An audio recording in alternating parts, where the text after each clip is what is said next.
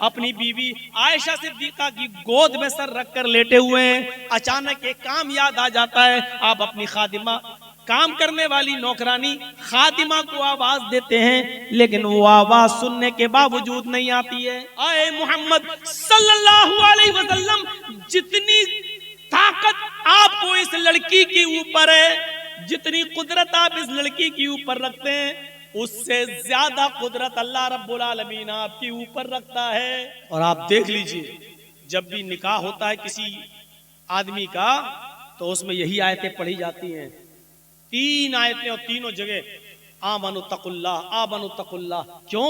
क्योंकि इंसान की पूरी जिंदगी अल्लाह से, तुम शादी तो कर लिए, एक पराई लड़की अल्लाह के कलमे के जरिए अब तुम्हारे ऊपर हलाल हो चुकी है, उसका जिस्म, यहां तक कि उसकी शर्मगाह भी तुम्हारे लिए हलाल हो चुकी है। अब हर मामले में पूरी जिंदगी उसके साथ तुम्हें रहना है, तुम्हारी पूरी जिंदगी तकवे के साथ गुजरनी चाहिए, अल्लाह के डर के साथ गुजरनी चाहिए। एक बाप ने अपने लखते जिगर को 15, 16, 18, 20 साल तक पाल पोस कर आपके सुपुर्द कर दिया, और अल्लाह के कलमे के जरिए आपने उसको अपने ऊपर हलाल कर लिया। अब उसकी पूरी जिंदगी के जिम्मेदार आप हैं। अल्लाह के इस कलमे में जो तकवे की बातें कही गई हैं, इस तकवे के साथ अपनी जिंदगी गुजारते रहिए। आपको पता चलेगा इमाम कायनात जनाब मोहम्मद रसूलुल्लाह सल्लल्लाहु अलैहि वसल्लम की उस जिंदगी पर जो इमाम बुखारी रहमतुल्लाह अलैह ने नकल किया सही बुखारी के अंदर। मेरे भाइयों, अल्लाह के रसूल अपनी बीवी अम्मा आयशा, अपनी बीवी आयशा सिद्दीका की गोद में सर रखकर लेटे हुए हैं। अचानक एक काम याद आ जाता है। आप अपनी खादिमा, काम करने वाली नौकरानी खादिमा को आवाज देते हैं, लेकिन वो आवाज सुनने के बावजूद नहीं आती है। आपने 3 बार आवाज दी, लेकिन वो नहीं आती है। अल्लाह के नबी कहते हैं, आयशा देखो वो कहां चली गई। हजरत आयशा ने हुजरे का दरवाजा खोला तो क्या देखती हैं, वो तो बाहर ही बैठी हुई है खादिमा, और छोटे से बकरी के बच्चे के साथ खेल रही है। ये वाकया सुना रहा हूं आपको। इस वाकये को सुनने के बाद बड़ी से बड़ी गुंडागर्दी करने वाले और बड़े से बड़े क्रिमिनल मिजाज के आदमी अपनी जिंदगी के बारे में एक बार सोचेंगे जरूर कि हमारी हैसियत क्या है। इमाम कायनात जनाब मोहम्मद रसूलुल्लाह का ये हाल है, तो हम जो एक दूसरे की नाजायज, हम एक दूसरे की जमीनों पर जो नाजायज कब्जे किए बैठे हैं, एक दूसरे के माल को नाजायज तरीके से कब्जा किए बैठे हुए हैं, एक दूसरे पर हम गुंडागर्दी करके उसकी प्रॉपर्टी, जमीन और जायदाद को अपने नाम किए हुए हैं। एक बार वो सोचने पर मजबूर जरूर होंगे। छोटे से बकरी के बच्चे के साथ वो लड़की खेल रही है, वो खादिमा खेल रही है। हजरत आयशा ने कहा, तुम्हें मोहम्मद रसूलुल्लाह ने 3 बार आवाज दी, क्या तुमने नहीं सुना?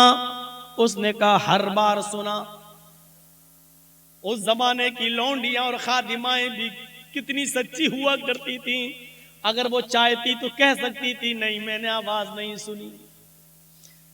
नहीं, आवाज तो सुनिए, फिर तुम क्यों नहीं आई? का मैं इस बकरी के बच्चे के साथ खेल रही थी इसलिए नहीं आई। हजरत आयशा ने अल्लाह के नबी को बता दिया कि इसने आपकी 3 बार आवाज सुन ली लेकिन नहीं आई। आपको गुस्सा आया, आप लेटे थे, आप बाहर आए, आपने फिर तस्दीक की। देखिए, अपनी बीवी की बात पर भी कान नहीं धरा, बीवी सच्ची थी, लेकिन फिर भी आपने कहा तहकीक कर ले। आए लौंडी, आए खातिमा, मैंने तुझे पहली बार आवाज दी, क्या तूने सुना? उसने कहा हाँ। दूसरी बार आवाज दी, क्या तूने सुना? कहा हाँ। तीसरी बार भी आवाज दी, क्या तूने सुना? उसने कहा हाँ।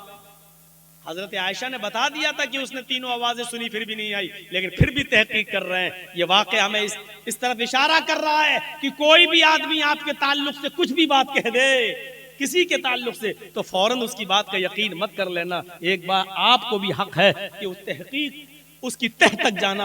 हो सकता है कि वो किसी की नजरों में अच्छा बनने के लिए झूठ बोल रहा हो, आप उसकी तहकीक जरूर कर लेना। अल्लाह के रसूल सल्लल्लाहु अलैहि वसल्लम ने आयशा सिद्दीका की बात सुनने के बावजूद उस लौंडी से तहकीक कर ली। उसके बाद कहा, फिर भी तुम नहीं आई? सर नीचे कर लिया उस खादिमा ने। क्यों नहीं आई? कोई जवाब नहीं था। क्या जवाब है? कोई जवाब है? कोई जवाब नहीं। अल्लाह के रसूल को मजीद गुस्सा आया।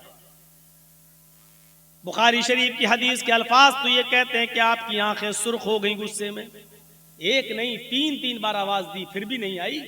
तो आपके कान में जो मिसवाक लगी हुई थी, मिसवाक रखते थे, अजान का टाइम हुआ, जल्दी से मिसवाक की और फौरन मस्जिद के अंदर दाखिल हो गए। तो वो मिसवाक जो कान में लगी हुई थी, आपने उस मिसवाक को निकाला और सुनो लाल बथानी के जवानों, सुनो साहिबगंज इस इलाके में रहने वालों, सुनो बरसों से गुंडागर्दी करते हुए चले आ रहे हो, सुनो बरसों से अपने मन मुआफिक जिंदगी गुजार रहे हो, सुनो।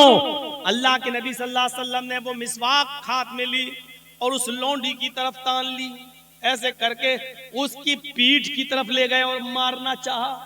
हाथ उठाया, मिसवाक छोटी सी, कितनी लगती उससे, कितनी जोर से चोट लग सकती थी, कुछ नहीं।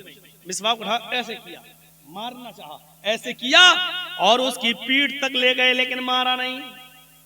वही रोक दिया, ऐसे किया बस, लेकिन मारा नहीं। आंखों में आंसू आ गए और यहीं से वापस चले और अपने हुजरे में आ गए। कुछ नहीं कहा उस लौंडी से।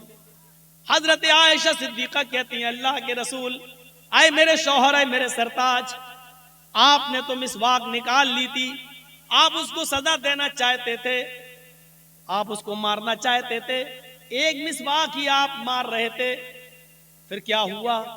अगर आप उसको ऐसे ही छोड़ेंगे तो सर पे चढ़ जाएगी, फिर क्या बात? आप उसके मालिक है, वो आपकी खादिमा है, क्या बात?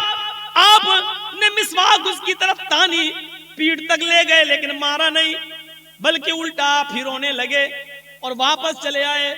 फरमाया, आयशा छोड़ दीजिए ये दो वेदों के मंत्र और रामायण और गीता की, कुरान और हदीस सुनिए और अपनी जिंदगी में इनकलाब पैदा करिए। कोई जरूरी नहीं है वेदों के मंत्र पढ़ने से, शौक तो अच्छा तो लग सकता है, लेकिन माफ कीजिएगा फायदा कुछ नहीं होगा आपकी जिंदगी में, जो कुरान और हदीस सुनने से फायदा होगा। बात ऐसी चल रही हो और वहां लाकर वेदों के मंत्र घुसेड़कर अपनी तकरीर को खराब नहीं करना चाहिए।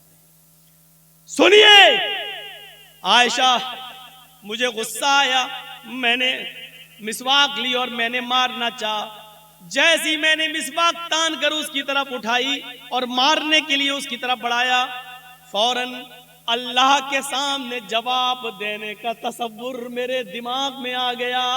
आए मोहम्मद सल्लल्लाहु अलैहि वसल्लम, जितनी ताकत आपको इस लड़की के ऊपर है, जितनी कुदरत आप इस लड़की के ऊपर रखते हैं, उससे ज्यादा कुदरत अल्लाह रब्बुल आलमीन आपके ऊपर रखता है।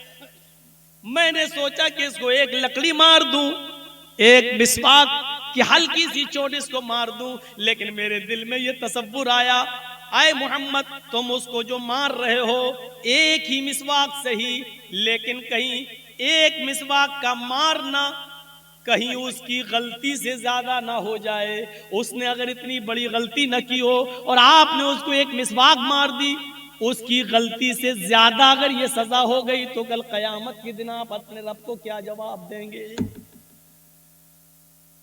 ये वो हस्ती अल्लाह के सामने जवाब देने से डर रही है जिसके बारे में कुछ कहा ही नहीं जा सकता।